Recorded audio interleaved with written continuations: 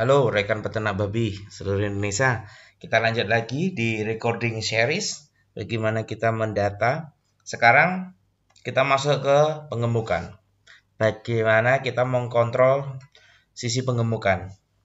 Jadi untuk babi pengemukan relatif lebih simple untuk pendataannya. Tidak terlalu banyak yang indikator atau variabel yang perlu diamati. Praktis periode pengemukan ini pekerja hanya memberi makan, kontrol kesehatan, dan membersihkan. Berbeda dengan pembibitan yang harus ada bagaimana kita treatment pengobatan, terus kita stimulasi, kita juga perlu treatment hormon, ada manajemen pakan dan lain sebagainya. Tapi kalau di pengemukan praktis semakin banyak dia makan, efisiensi pakan semakin bagus, tumbuh dia cepat, tidak sakit, jadi panen lebih cepat. Itu aja. Jadi tidak terlalu banyak. Jadi berikut ini adalah yang perlu dilakukan ketika kita memiliki pengemukan. Yang pertama kita masuk ke pencatatannya.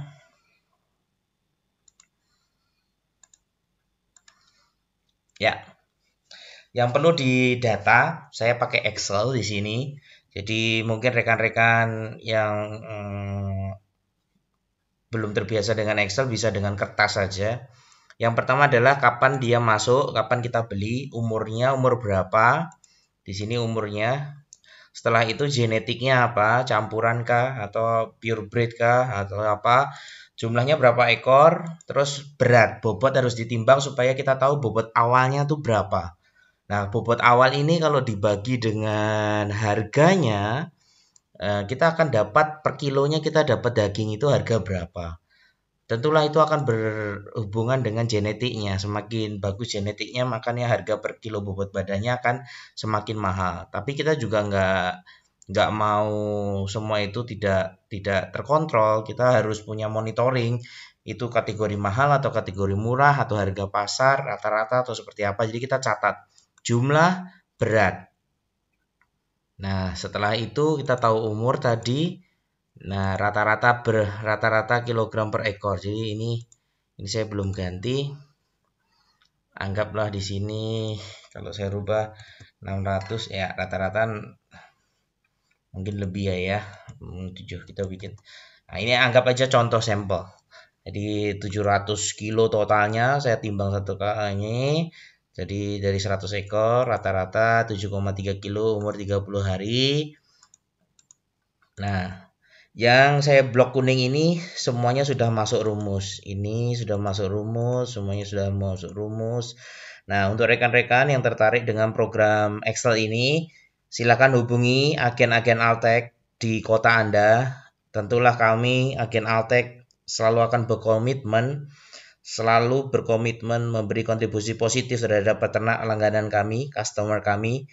Kami janji tidak hanya produk yang kami akan jual, tapi servis pasca penjualan ini juga akan menjadi trademark untuk kami ke depannya dan akan selalu seperti itu. Jadi yang blok kuning ini sudah masuk rumus semuanya, rekan-rekan hanya perlu memasukkan yang putih. Nah, apa saja yang perlu dikontrol di sini? Tentulah tanggal. Umur ini adalah berapa hari dari dia dilahirkan. Hari ke ini adalah berapa hari dia pindah ke kandang nursery. Jadi ini pencatatan dimulai setelah proses penyapihan. Sebelumnya dia masuk ke recording pembibitan. Jadi kematiannya masuk di kematian pembibitan. Nah, kalau ini adalah hari pertama dia pisah dengan induknya, kematiannya masuk di periode nursery sampai finisher. Terus yang ini adalah populasi kontrol, yaitu awalnya kita punya berapa, akhirnya jadi berapa. Jadi ketika ada satu ekor mati contohnya di sini, maka di sini otomatis karena ada rumusnya otomatis akan jadi 99 ekor ketika mati satu. Di sini mati satu lagi tinggal 98. Begitu terus akan didata. Nah, ini beratnya dihitung karena mau mengurangi konversi pakan yang efisiensi. Nanti kita masukkan di rumus. Ya, akumulasi mati, saya mau kontrol ini adalah kontrol per minggunya. Biasanya kita jarang diskusi tentang per hari. Kita hanya minggu pertama mati berapa, minggu kedua trennya bagaimana, sehingga kita bisa mengevaluasi minggu pertama tuh stressingnya apa, minggu kedua stressingnya apa, minggu ketiga stressingnya apa, sehingga kita bisa berdiskusi perlu nggak vaksin, perlu nggak obat cacing, perlu nggak ya, treatment antibiotik, perlu nggak suntik vitamin, perlu nggak ini. Jadi sebetulnya itu semua bukan subjektivitas perlu nggak perlu, atau seorang sales hanya untuk menekan penjualannya dia ngomong semuanya perlu. Enggak, itu ada pembuktiannya dari data di sini. Jadi kalau di sininya 0,000 nggak ada kematian, terus pengembangan bobot badannya normal, ya nggak bisa kita ngomong perlu suntik, perlu ini, perlu tambah ini itu vitamin apa sih, itu kan bahasa sales marketing aja. Jadi harus profesional, kita semua lihatnya bentuk data, perlu penambahan di sisi mananya, kita perlu diskusi. Jadi nggak bisa langsung tanpa melihat babi, tanpa ada recording, tiba-tiba bisa mengeluarkan panduan perlu suntik ini, perlu suntik itu. Menurut saya sih kurang bijak ketika belum melihat kondisi di kandangnya seperti apa. Jadi kalau ada recording begini, kita bisa diskusi lebih lanjut bahwa ada masalah di minggu pertama, ada masalah di minggu kedua, ada masalah minggu ketiga, dan karakteristik per minggunya lain-lain, penyakitnya lain-lain, masalahnya tiap kandang lain-lain, cara pemeliharaannya lain-lain, sehingga kandang per kandang perlu diskusi sendiri-sendiri. Terkadang permasalahannya bukan dari obatnya, tapi dari sisi manajerial Bapak Ibu terkadang masih banyak meleset, sehingga banyak kematian di minggu pertama, stressing. Nah, minggu pertama ini juga masih ada peran dari tempat menyusui. Kalau di sananya belum pandai makan keringan, pastilah di sini akan susah. Nah, bagaimana ngakali dia supaya mau makan, bagaimana kalau makan dia nggak diare, terus formula pakannya, pemeliharaannya, suhunya, ini semua ada kuncinya di 2 minggu, 1 minggu pertama. Nah, setelah itu kita kontrol terus. Di sini ada kontrol pakan. Saya bagi di sini adalah pakan itu ada 5 jenis, pre-starter, starter, grower. Ini hanya contoh aja. Ini kalau dipindah ke sini juga nggak apa-apa. Saya hanya memberi contoh gambaran aja. Jadi, nah ini kalau 2 begini, jadi ini mulai pencampuran, dicampur, mau dituker, jadi supaya nggak stres. Di sini juga dicampur, baru pindah. Di sini baru dicampur, baru pindah. Ya, jadi sampai ke tahap finisher, sampai akhirnya ini masuk ke finisher, masuk ke finisher. Nah, selanjutnya kita di sini ada ini standar. Standar ini saya masukkan dari standarnya genetik, biasanya keluar dari genetic company, dari PIC ataupun dari Hypor. Jadi itu standar saya masukkan, dan di sini adalah aktual yang sekarang makan. Kita lihat bahwa seperti halnya kayak ayam layer, untuk umur tertentu apakah dia sudah masuk intake-nya atau belum. Kalau belum, jadi dia ada masalah nih, kenapa dia tidak makan. Jadi bobot badannya nggak masuk target. Nah, itu biasanya kita bisa ngevaluasinya dari data ini. Jadi dicatat aja setiap harinya ngasih berapa kilo, nanti akan dibagi per populasi, ini masuk rumusnya. Nah, nanti di bawah sini semuanya akan ditotal. Ini adalah total kematian, ini adalah total yang dijual, ini total bobot yang dijual, ini total bobot mati. Nah, ini ada harga pakan. Jadi ya total harganya, duitnya kita kira-kira keluar segini, harga eceran, harga pokoknya segini habisnya. Ini contoh. Terus harga bibitnya misalnya 1.400.000 jadi 40 juta. Terus pendapatannya kalau misalnya 1 kilonya 25 atau 24, tinggal dikali aja. Jadi ini saya langsung ya. Nanti ada, silahkan dimasukkan rumusnya aja. Jadi bobotnya kan tadi panennya dapatnya nih misalnya di sini. Nah, jadi nanti dikali berapa harga per kilo dagingnya, jadilah ini. Atau bisa juga pendapatan ini adalah sama dengan jumlah per nota. Jadi kan ini ada 1, 2, 3, 4, 5, 6, 7, 8, 9 nota, bisa dijumlah di sini. Jadi pendapatan, bibitnya berapa, pendapatan berapa, terus dikurangi sama harga wajaran pokok. Jadi inilah rumusnya. Nah, jadi duit pendapatan penjualan dikurangi harga bibit, dikurangi harga pakan, nanti ada laba. Nah, total laba ini masih kotor, masih ada biaya karyawan, biaya vaksin, pengobatan yang belum masuk, tapi setidaknya kita ngerti di sini. Nah, terus pakan ini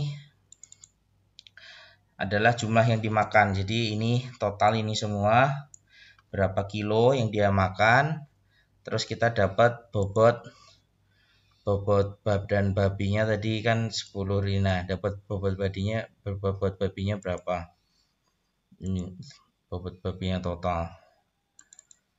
Nah, jadi kita bobot babi yang matinya segini, yang ini karena ini kita kurangi, kita bagi. Jadi total pakan kita bagi bobot daging yang didapat, walaupun dia mati kita masukin aja karena dia udah sempat jadi daging. Kita mau tahu FCR pakannya berapa.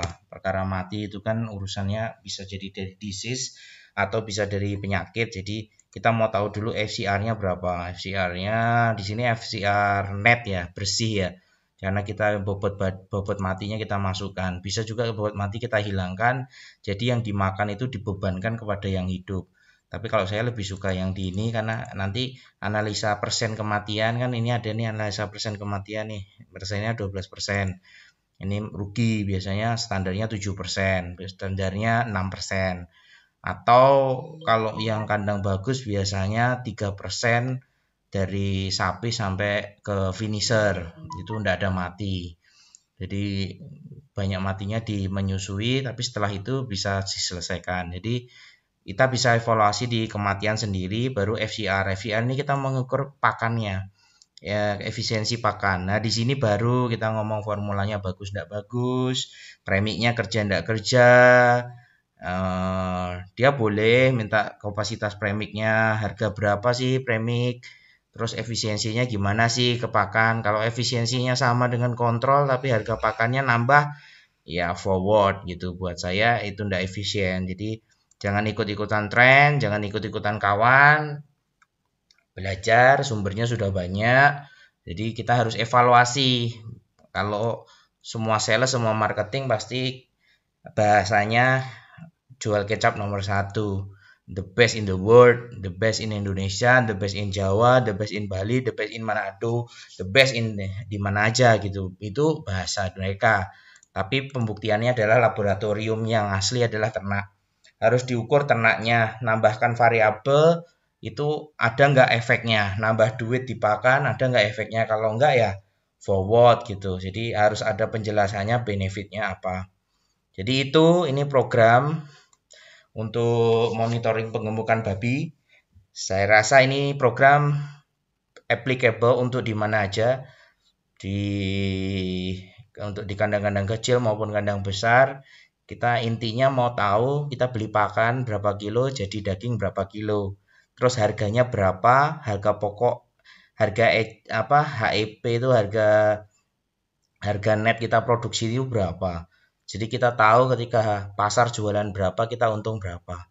Masalahnya bukan di sana saja, tapi bagaimana kita mendapatkan harga produksi murah sehingga kita mendapatkan untung lebih dari peternak lain. Dan ketika harga pasar turun, orang lain udah merasa rugi, kita masih bisa mendapatkan sedikit benefit di situ. Jadi banyak keuntungannya ketika kita memiliki kandang yang efisien. Jadi saat orang lain sudah rugi, kita belum rugi.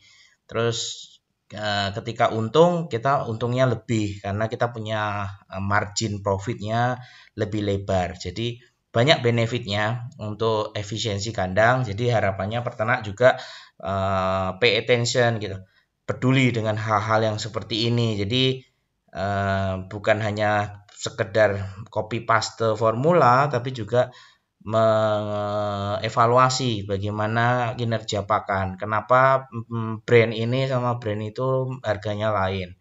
Kenapa pabrik yang satu dengan pabrik yang lain harga pakannya lain? Jadi jangan sampai itu hanya profit marginnya pabrik itu aja yang lebar atau sempit, tapi kualitasnya ternyata sama. Untuk apa kita bayar lebih mahal? Atau kita dapat lumah murah, tapi kita juga dikerjain. pakannya. Akhirnya kita harus pakai obat lebih banyak karena dengan pakan tersebut performanya rendah, atau bahan pakannya banyak menggunakan bahan yang tidak mudah dicerna sehingga ternaknya mudah sakit, mudah diare, mudah stres oksidatif, stres pencernaan, E. coli, salmonella. Jadi perlu dicek sampai ke arah sana. Jangan sampai terpancing dengan pakan murah, tapi ternyata variabel cost-nya dipindah dari pakan murah.